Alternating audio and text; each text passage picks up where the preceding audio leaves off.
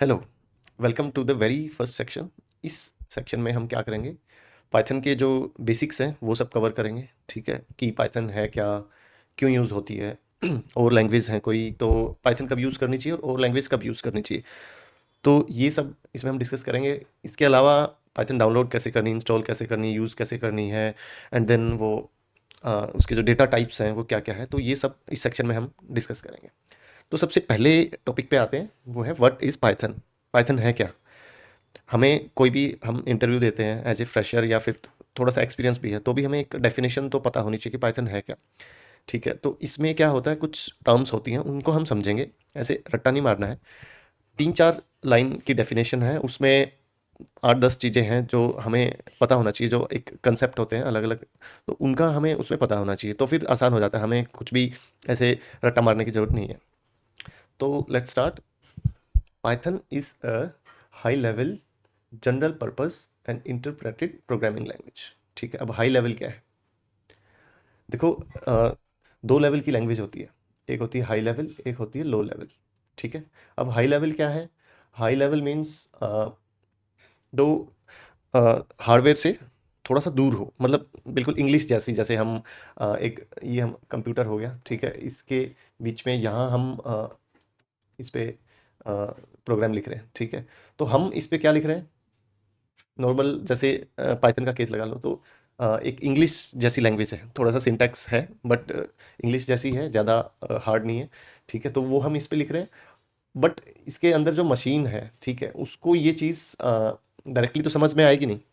ठीक है, तो बीच में एक इंटरप्रेटर यूज़ होता है, ठीक है, जो इस लैंग्वेज को लो लेवल लैंग्वेज में कन्वर्ट करता है, और फिर उसके बाद जो है जो लो मशीन लेवल लैंग्वेज है, जो जिसको बोलते हैं, तो उसको मशीन समझ सकती है। दो चीज़ें हो गई, high level low level. Low level क्या होता है, जिसको मशीन समझ सकती है, और हाई लेवल हो गया जिसको मशीन नहीं समझ सकती। कन्वर्ट करने के लिए बीच में कुछ भी लगता है, उसको इंटरप्रेटर बोल सकते हैं, कुछ भी बोल सकते हैं, ठीक है, कंपाइलर बोल सकते हैं।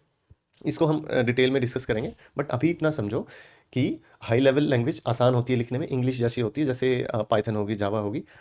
दूसरा होता है low level language. Low level language क्या होती है, इसको बोलते हैं क्लोज टू हार्डवेयर लैंग्वेज। ठीक है, तो ये हार्डवेयर के बिल्कुल क्लोज होती है। अ, जैसे असेंबली लैंग्वेज है, तो इसमें हमें मेमोरी, रजिस्टर्स, ये सब डिटेल्स डायरेक्टली लिखनी पड़ती है, तो फिर इस लैंग्वेज को किसी के द्वारा ऐसे कन्वर्ट करने की जरूरत नहीं पड़ती, तो फिर ये डायरेक्ट मतलब इसको मशीन समझ सकती है। अ, तो अब यहाँ दो चीज़ें हो गई, देखो, हाई लेवल क्या होती है, लिखने में आसान होती है। अब अगर यूज़र को इस चीज़ से ज़्यादा मतलब है नहीं, मेमोरी वगैरह वो करने से, बस उसको यही चाहिए, बीच में कंपाइल वगैरह वो कर सकता है, तो फिर हाई लेवल ही वो होती है। बट कई बार hardware, close to hardware language भी हमें लिखनी पड़ती है, असेंबली लैंग्वेज, जैसे हम जो ये चिप्स होती हैं, तो उन पे हम डायरेक्टली वो लिखते हैं, उनको प्रोग्राम करने के लिए, जैसे माइक्रो कंट्रोलर वगैरह है, तो उन पे हम फिर असेंबली लैंग्वेज वगैरह यूज़ करते हैं। तो दो हो गई, हाई लेवल लो लेवल, इस पे बिल्कुल भी रट्टा नहीं मारना है। तो पाइथन क्या है, एक हाई लेवल लैंग्वेज है, ठीक है, जो हम आसानी से लिखते हैं, इंग्लिश जैसी है, इंग्लिश जैसी है, और उसमें ऐसे बहुत ज़्यादा डिटेल में हमें नहीं लिखना पड़ता। दूसरा है जनरल पर्पस। ठीक है, जनरल पर्पस क्या होता है। देखो, दो यहाँ भी दो टाइप की चीज़ें होती है, एक होती है जनरल पर्पस लैंग्वेज, एक होती है डोमेन स्पेसिफिक लैंग्वेज। ठीक है, डीएसएल। तो जनरल पर्पस में क्या होता है, एक ऐसी लैंग्वेज जो मल्टीपर्पस हम यूज़ कर सकते हैं। ठीक है, वो वेब डेवलपमेंट में भी यूज़ हो गई, ठीक है, वो डेटा साइंस में भी यूज़ हो गई। ठीक है, तो ऐसे बहुत सारे यूज़ केसेस हो जाते हैं, तो ये होगी जनरल पर्पस। तो ये जैसे पाइथन है, जावा है, ये सब जनरल पर्पस लैंग्वेज है। दूसरी होती है डोमेन स्पेसिफिक। डोमेन स्पेसिफिक मतलब जो डोमेन में ही यूज़ होती है, जैसे एसक्यूएल है, ठीक है, इसको आप डेटाबेस से रिलेटेड ही यूज़ कर सकते हो। ऐसा नहीं है कि आप कोई इसमें अलग से देखो, वेब, कोई भी एक वेब डेवलपमेंट है, उसमें सब कम्बिनेशन में यूज़ होती है कि पाइथन प्लस आपकी वहाँ एसक्यूएल भी यूज़ हो सकती है, बट ऐसा नहीं है कि अकेली एसक्यूएल या फिर वो हम यूज़ कर सकते हैं। तो ये अपनी डोमेन में ही यूज़ कर सकते हैं हम इसको। ठीक है, तो जनरल पर्पस होगी पाइथन। अब है इंटरप्रेटेड। कुछ लैंग्वेज होती हैं जो एक होता है इंटरप्रेटर, एक होता है कंपाइलर। ठीक है, इंटरप्रेटर और कंपाइलर। देखो, इंटरप्रेटर क्या होता है कि जो आपका जो कोड आप हाई लेवल में लिखते हो, ठीक है, उसको एक साथ ही कन्वर्ट कर देता है। ठीक है, मशीन कोड में। ठीक है, लेकिन कंपाइलर क्या होता है, लाइन बाय लाइन उसको कन्वर्ट करता है। तो सॉरी सॉरी, ये रिवर्स है। कंपाइलर क्या करता है, कंपाइलर एक साथ करता है, और इंटरप्रेटर वो होता है, वो लाइन बाय लाइन करता है। तो पाइथन क्या होती है, इंटरप्रेटेड लैंग्वेज है। तो आपको एक एक लाइन, जैसे आपको इश्यूज भी आएंगे, एरर भी आएंगे, तो वो लाइन बाय लाइन आएंगे। आप एक एरर रिजोल्व करोगे, फिर प्रोग्राम रन करोगे, फिर नेक्स्ट आएगा। तो लाइन बाय लाइन चीज़ें होती हैं। तो इंटरप्रेटर होता है वो हाई लेवल को मशीन लैंग्वेज में लाइन बाय लाइन रन करता है, और कंपाइलर क्या होता है, एक साथ करता है। तो जैसे जावा होती है उसमें, या फिर C++, इनमें ये कंपाइल होती है पहले। तो आप जब भी कंपाइलर रन करोगे तो वो सारे जो एरर होते हैं वो एक साथ दे देगा। ठीक है, कंपाइलर एक साथ करता है और इंटरप्रेटर लाइन बाय लाइन। तो पाइथन एक इंटरप्रेटिव लैंग्वेज है। ठीक है।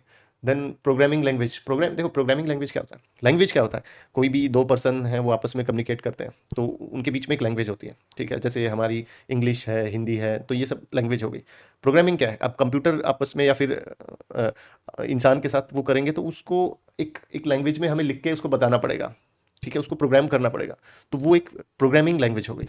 ठीक है। कोड इट डिजाइन, तो ये बिल्कुल क्लियर होगी। Python is high level general purpose and interpreted programming language.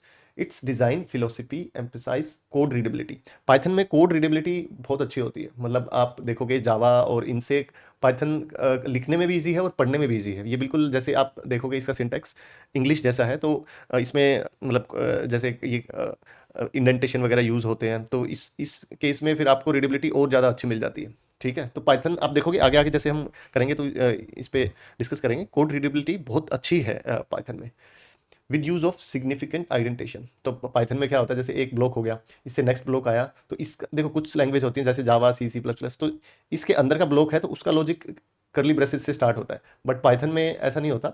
Python में ये वाला लॉजिक इंडेंटेशन से स्टार्ट होता है। तो यहाँ है, तो अपने आप आपको एक यहाँ टैब या स्पेस देना पड़ेगा, तो ये उससे स्टार्ट हो जाता है। तो ये काफ़ी अच्छा रीडेबल कोड हो जाता है ऐसे। ठीक है, तो पाइथन की जो रीडेबिलिटी है वो बहुत बहुत अच्छी है। ठीक है, इसको इरेज कर देते हैं। तो नेक्स्ट जो है, Python is dynamically typed checked. तो इसमें क्या होता है, डायनेमिकली टाइप चेक क्या होता है, कि आप जब भी कोई डिक्लेयर करते हो, जैसे A = 10, आपने एक इंटीजर डिक्लेयर किया, तो इसमें आपको ये नहीं बताना इधर कि आपको ये कि इंटीजर टाइप का है। ठीक है, पाइथन अपने आप समझ जाता है कि आपने इधर अगर आपने इंटीजर दिया है तो ये इंटीजर होगा। ठीक है, तो डायनेमिकली टाइप चेक्ड, तो टाइप इसने डायनेमिकली चेक कर लिया। ठीक है, तो डायनेमिकली टाइप चेक्ड। ठीक है। And garbage collected, garbage collected क्या होता है, कि आप कुछ भी, आपको जैसे सी लैंग्वेज है, C++, इन सब में आपको फिर फ्री भी करना होता है ना, कि आपने कुछ लिखा और कोई भी एक वेरिएबल है वो आपका यूज़ में नहीं है, तो आपको वो गार्बेज वो करना पड़ेगा, ताकि वो मतलब यूजलेस ना हो और मेमोरी वो ज़्यादा कंज्यूम ना करे। ठीक है, तो वो मतलब यूजलेस तो वो होगा ही, यूजलेस ही हम फ्री करते हैं। तो वो इसलिए फ्री करते हैं, कई बार जो हमें ज़रूरत नहीं होती और मेमोरी कंज्यूम हो रही होती है, तो इसलिए हम उसको फ्री कर देते हैं, और फ्री करना ज़रूरी होता है बहुत ज़्यादा। बट पाइथन में आपको ऐसा कुछ नहीं करना, आप ये अपने आप गार्बेज कलेक्टेड लैंग्वेज है, आपको ये अपने आप उनको फ्री कर देगी। ठीक है, तो यहाँ तक क्लियर है। It supports multiple programming paradigms. ठीक है, प्रोग्रामिंग पैराडिगम्स क्या होते हैं, a high level way to structure and conceptualize a computer program's implementation. तो जो प्रोग्राम की इम्प्लीमेंटेशन होती है उसको स्ट्रक्चर एंड कंसेप्चुलाइज करना, तो उसका हाई लेवल वे होता है। देखो ये काफ़ी कंफ्यूजिंग सी डेफिनेशन है, बट आप ये समझ लो कि कोई भी एक प्रोग्राम का एक टाइप हो गया, उसका एक आप टाइप डिफाइन कर दो कि इसमें ऐसे ऐसे कंसेप्ट है, ये जैसे ऑब्जेक्ट ओरिएंटेड प्रोग्रामिंग हो गया, वो एक कंसेप्ट हो गया। ठीक है, ऐसे ही फंक्शनल प्रोग्रामिंग होता है, तो वो एक वो हो गया। तो ये प्रोग्रामिंग पैराडिगम्स है। तो ये बहुत सारे होते हैं, जैसे imperative, declarative, functional, object oriented. ठीक है, तो जैसे डिक्लेयर कोई भी लैंग्वेज मल्टीपल पैराडिगम्स सपोर्ट कर सकती है, जैसे HTML XML है, ये डिक्लेरेटिव टाइप के हैं। ठीक है, पैराडिगम्स। तो ये इस केस में जो मतलब जो डिक्लेरेटिव टाइप का पैराडिगम्स होता है, ठीक है, उसमें XML आ गई। ठीक है, XML उसको सपोर्ट कर होता है, और HTML हो गया। ठीक है, तो ये डिक्लेयर ऐसे हमें हमें ऐसे दिखता है कि इसमें चीज़ें ऐसे इस स्ट्रक्चर में डिक्लेयर हो रखी है, तो डिक्लेरेटिव टाइप के हैं। ठीक है, विजिबिलिटी ज़्यादा होती है, लॉजिक का होता नहीं है। ठीक है, तो ये डिक्लेरेटिव टाइप के हो गए। एक होता है इंपेरेटिव, इंपेरेटिव में C++, जावा, पाइथन सब आ जाते हैं। फंक्शनल, फंक्शनल में पाइथन आ जाता है। पाइथन भी एक फंक्शनल प्रोग्रामिंग है, तो फंक्शनल पैराडिगम्स ही सपोर्ट करती है। तो एक लैंग्वेज मल्टीपल पैराडिगम्स में हो सकती है। ठीक है, और इसके अलावा भी बहुत सारे पैराडिगम्स होते हैं, इसमें हम बहुत डिटेल्स में नहीं जाएंगे। तो ये याद रखो कि बहुत सारी अलग अलग स्ट्रक्चर डिफाइन किए हुए हैं। ठीक है, उनके नाम हैं, उसमें लैंग्वेज मल्टीपल लैंग्वेज हो सकती है। जैसे एक स्पेसिफिक पैराडिगम में बहुत सारी लैंग्वेज हो सकती हैं, और बहुत सारे पैराडिगम में भी सेम लैंग्वेज हो सकती है। जैसे कि इसमें XML आ गया, दूसरे में भी किसी में XML हो सकता है। अब जैसे पाइथन का केस लगा लो, फंक्शनल में भी पाइथन है, इंपेरेटिव में भी पाइथन है, तो ये सारे मल्टीपल में हो सकती है सेम लैंग्वेज। ठीक है, including structured, object oriented and functional programming, ये सब पैराडिगम्स है। ठीक है, it is often described as batteries included language due to its comprehensive standard library. तो इसमें क्या होता है कि हमारे पास लाइब्रेरीज होती हैं, ठीक है, हर लैंग्वेज में लाइब्रेरीज होती हैं। तो बैटरीज इंक्लूडेड मीन्स आपको most of the things libraries में मिल जाती है। ठीक है, तो आपको आप बस आगे से अपना अपना जो लॉजिक है वो लिखना स्टार्ट कर सकते हैं। तो मोस्टली जो कॉमन चीज़ें होती है वो आपको मिल जाती है। तो इसमें स्टैंडर्ड लाइब्रेरीज बहुत अच्छी होती हैं पाइथन में। ठीक है, तो यहाँ बस ये डेफिनेशन है, इसमें कुछ भी रटने का नहीं है। ठीक है, थोड़ी सी कंफ्यूजिंग इसकी डेफिनेशन हो सकती है, इसमें बस आपको ये ध्यान रखना है कि जो स्ट्रक्चर होते हैं, कोई भी एक मैंने कुछ भी लिखा 50 लाइन का कोड या कुछ भी, उसका एक स्ट्रक्चर होगा, या तो वो XML HTML टाइप का होगा, जेसन टाइप का होगा, या फिर इंपेरेटिव फंक्शनल टाइप का होगा, उसमें फंक्शन होगा। तो अलग अलग ऐसे, तो उनको हमने डिफाइन कर दिया भाई ये 8-10 टाइप के पैराडिगम्स हैं। इसमें मल्टीपल में सेम लैंग्वेज भी हो सकती है। ठीक है, और किसी में वो ऐसा भी हो सकता है कोई लैंग्वेज एक में ही हो। तो ऐसे बोल सकते हैं कि पाइथन इसको भी सपोर्ट करती है, इसको भी सपोर्ट करती है, इसको भी सपोर्ट कर सकती है। ठीक है, तो ये सब उसके वो फीचर हो गए बेसिकली।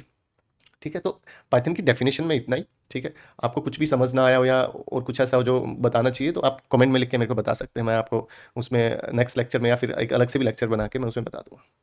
तो थैंक यू। इसके बाद नेक्स्ट लेक्चर स्टार्ट करते हैं।